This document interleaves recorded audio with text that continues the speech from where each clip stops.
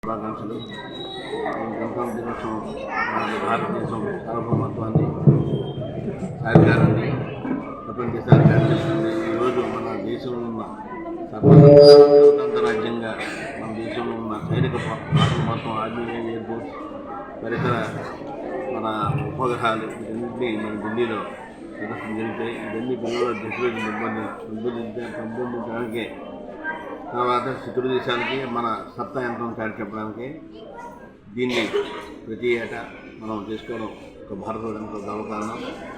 నాకు అవకాశం ఇచ్చిన పాఠశాల యజమాని ధన్యవాదాలు. Thank you.